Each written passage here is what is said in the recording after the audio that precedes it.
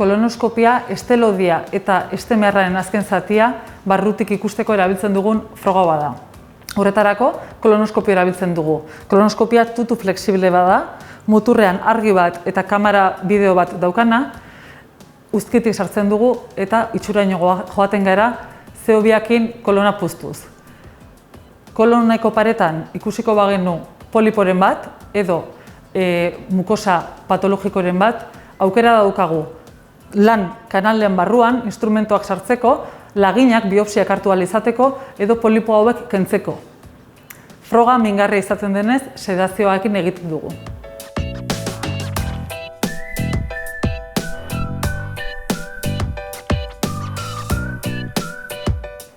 Kolonoskopia gaixotasun ezberdinak diagnostikatzeko edo tratatzeko erabil daiteke.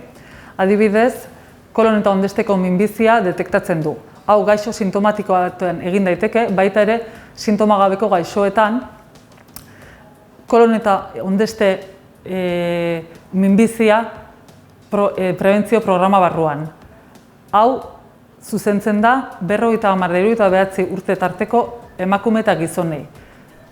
Etxean gorozki muestra bat jasotzen dute eta hau analizatzen da odol ezkutua duten ikusteko. Positibo emanez gero, kolonoskopia bat egiten zaie. Kolonoskopian zehar, kolon edo ondesteko minbizia detektatu daiteke, baita ere, hau prebenitu ikusten diren polipoak kenduz. Polipo hauek izaten dira kolonan fase iniziala, hasierako goiztiar fasea. Honekin lortu nahi duguna da, goiz kendutako polipo horiek ez minbizian bihurtzea. STB-eko odol jarioa nondik datorren ikusteko ere balio du kolonoskopiak. Horrela ikusi ditzazkegu angiodisplasiak, divertikuloak, hemorroideak, eta hauek ere tratatu daitezke klipak erabiliz, argoia erabiliz, edo sustantzia basoaktiboak erabiliz. Beste erabilera bat ere izan daiteke diarrea kronikoan laginak hartzea, kolitis mikroskopikoa deskartatzeko, baita ere estearen anturazko gaixotasunak diagnostikatzeko. Honen barruan, kolitis ulzeraduna eta kron gaixotasuna ditugu. Beste erabilera terapeutiko bat izaten da protesia jartzea, kolonean estutasun bat, tumore batek eragindako estutasun bat ikusiz gero adibidez.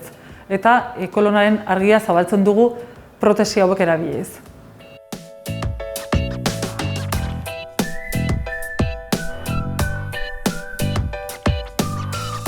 Estelodia ondo ikusteko utzik egon behar du eta garbi-garbi egon behar du. Hortarako froga eskatzen dizu medikuak, azalduko dizu horri baten, ze dieta egin behar den froga aurretik 3 egunetan. Laburbilduz, dieta horrek fibra gutxi izan behar du eta gantz gutxi. Adibidez, ezin daitezke frutak, barazkiak edo zekaleak jan. Hortaz gain, soluzio laxante bat hartu beharko du bezperan, likido ugari eranez. Hortaz gain, anestesistak ikusi beharko ditu gaixo batzuk, batez ere antiagreganteak edo antikoagulanteak hartzen dituztenak.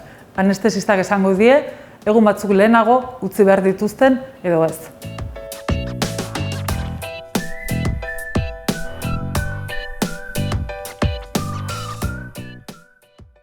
Kolonoskopia froga ambulante bat da, horrek esan nahi du, ez dula ospitalean ingresatu beharrek izaten gehienetan.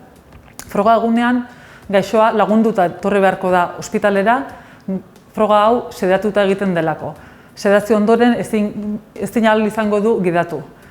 Ospitalera iristean, konstanteak hartuko zaizkio eta zain bat ziztatuko da medikazio jarri ahal izateko. Sedantea hasten denean jartzen zainan zehar, gaixoak logura nabarituko du eta frogan zehar oso eroso egongo da eta ez da gogoratuko gero frogan gertatu den ezerrez. Froga gutxi gorabehera 30-60 minutu izaten dira, polipoak kentzen diren edo ez horren arabera batez ere.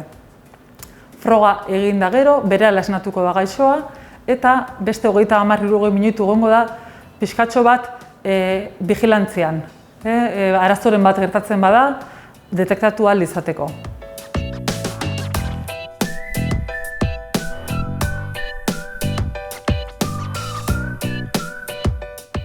kolonoskopia ondoren gaixoak sabela puztuta edo molestian bat nabaritzea ohikoa da eta ez da larritzekoa, ez da horren konplikazio bat.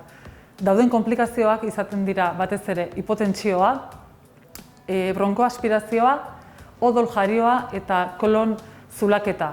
Bi azken hauek sarriago izaten dira poliporen bat kendua da kolonoskopian zehar.